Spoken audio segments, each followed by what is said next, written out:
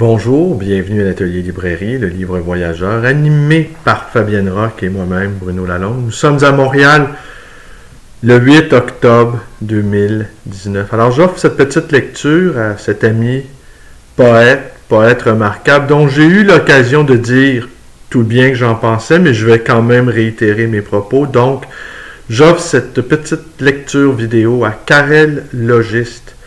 Et j'ai raconté ailleurs, à la fois dans une vidéo et dans un texte publié dans la revue, La Compagnie à numéro, comment j'ai fait la rencontre de ce poète. Et en poésie, je crois bien que ce ne sont pas les lecteurs qui choisissent les livres, mais ce sont bien les livres qui nous choisissent. Les recueils de poésie sont des ouvrages de longue portée. On peut les lire, les découvrir, les redécouvrir bien longtemps après leur parution. Je pense qu'ils échappent d'une certaine manière à la contingence et à l'immédiateté de l'extrême contemporanéité. C'est-à-dire qu'au fond, ce sont des objets qui viennent à la fois du passé, qui viennent à la fois du futur également, et qui peuvent même se glisser à travers les interstices du présent.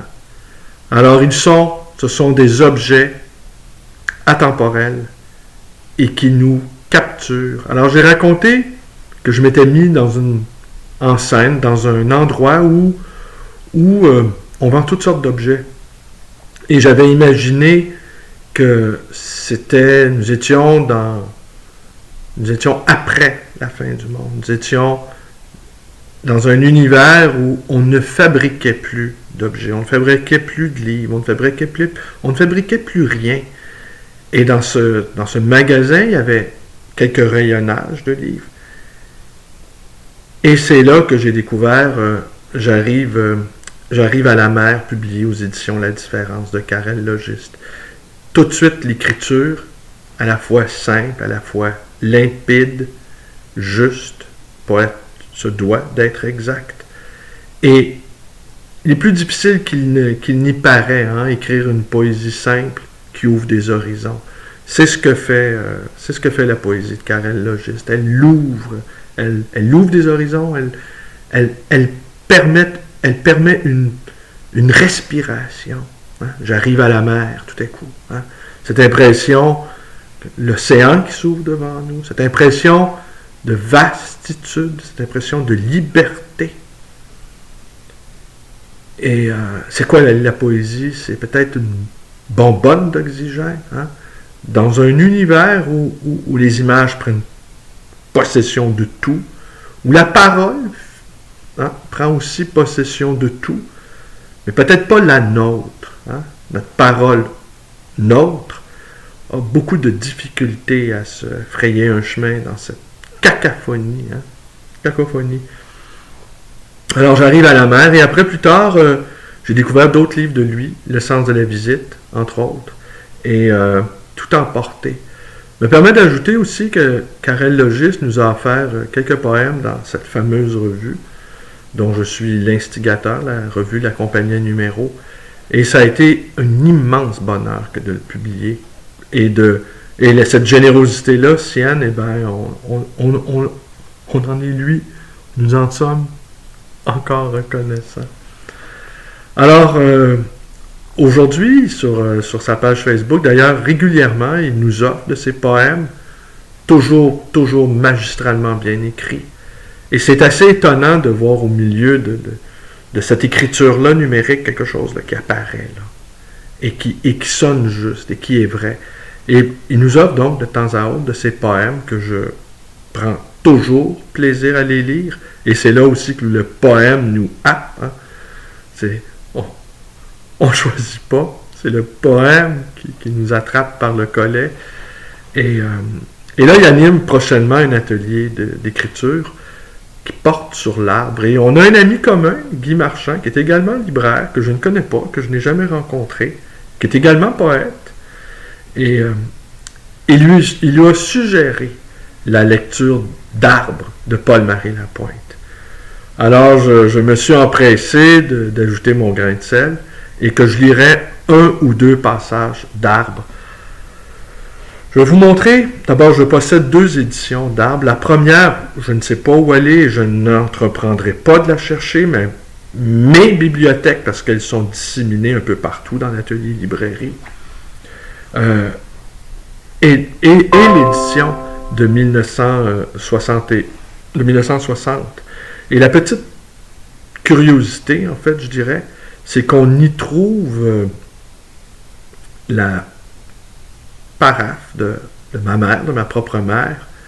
C'est marqué Robert Lalonde, mon père. Alors, elle s'est donné la peine, ma mère, en 60, elle avait, je présume, elle avait même pas 17 ans, elle avait 16 ans. Et je pense bien qu'elle a été, malgré tout, amoureuse de mon père. Et évidemment, mon père aussi. Hein. Et mon père et elle lisaient de la poésie. Alors, moi, je suis venu plus tard. Je suis venu dans un élan poétique, on va dire. Et d'ailleurs, je dis toujours, je suis un poète de droit divin, c'est-à-dire de naissance. Hein. Au fond, nous le sommes tous. Mais qui assume d'être un poète de naissance, au fond? C'est ça la grande difficulté. Un poète de naissance, de droit divin. Là. Et c'est assez émouvant de retrouver cette écriture-là, cette graphie juvénile de ma mère qui a tracé le nom de mon père sur la 4e de couverture de cet ouvrage-là, assez remarquable, qui est venu 12 ans plus tard, donc il y avait 30 ans, Paul-Marie Lapointe, quand tu as écrit ça, Le Vierge incendié, qui est très certainement, si c'est pas le plus grand ouvrage de poésie jamais écrit au Québec, on n'est pas loin, là. 18 ans, il venait d'un milieu non intellectuel, Paul-Marie Lapointe, et ça a été publié chez Mitromite, l'éditeur du Refus Global. Ça a été publié la même année, il y a le même format, sur les mêmes presses. Je l'ai ici à portée de main, mais c'est pas l'objet de cette vidéo. Alors, il a écrit ça à 18 ans, il a envoyé ça à Claude Gauvreau, à Bordua, et là, ils se sont empressés de le publier. Mais il n'y avait aucun contact, il n'y a eu aucune de ces choses-là qui se produisent dans les milieux intellectuels, des accointances, des affinités. Non, c'est une météorite qui est apparue dans le ciel automatiste, et les poètes, les peintres du Refus Global se sont empressés d'impatroniser ce jeune poète de 18 ans, dénué de contact, vous disais-je. Alors, j'ai cette première édition-là, parue à l'Hexagone en 1960, et j'ai celle-ci. Voilà, c'est dans celle-ci que je vais vous lire un tout petit passage.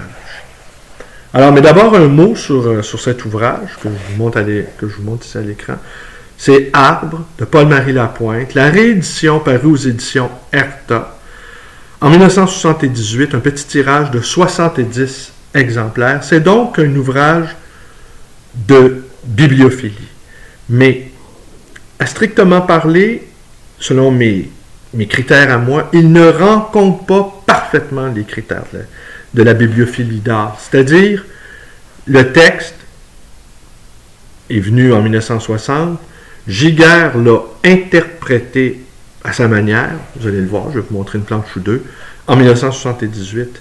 Mais ce n'est pas ce qui est pour moi l'idéal, c'est quand 2 artistes se rencontrent en même temps et que tous les 2 développent ensemble un espace commun de création.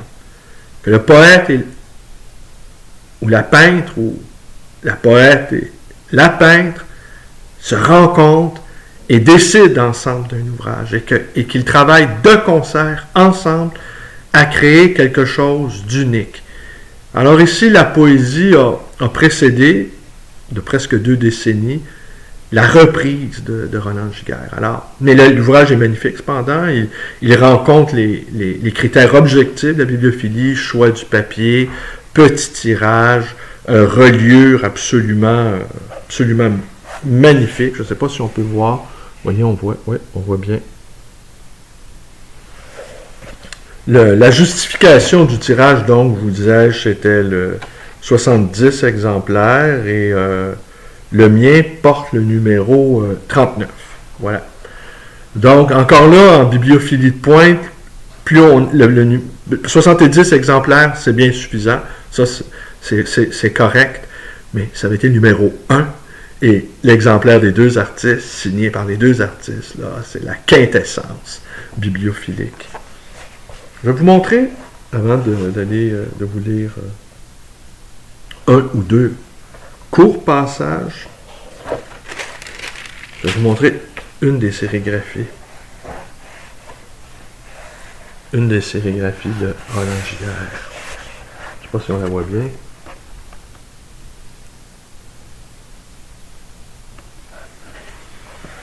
Hollanghière, un autre poète incroyable. Ce pays du Québec nous offre des poètes et c'est par la résistance poétique, c'est par exister poétiquement qu'on continue d'être dans ce pays difficile, hein, qui est difficile.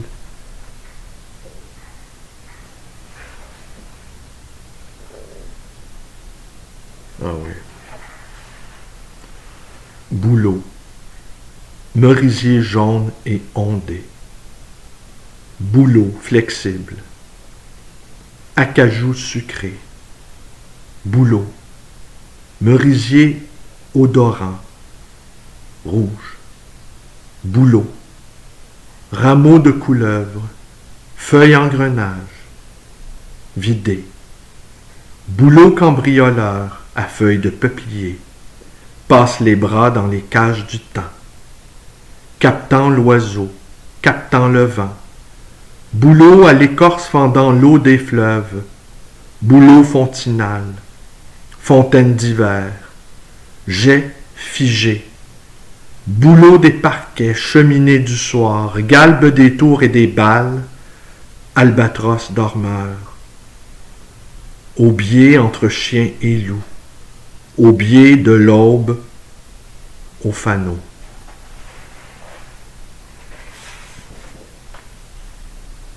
J'écris arbre, arbre pour le thorax et ses feuilles, arbre pour la fougère d'un soldat mort, sa mémoire de calcaire et l'oiseau qui s'en échappe avec un cri.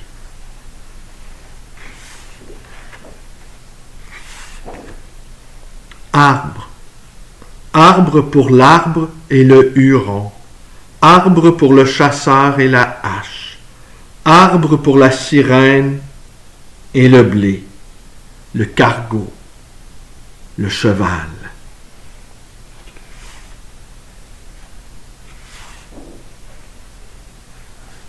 Arbre.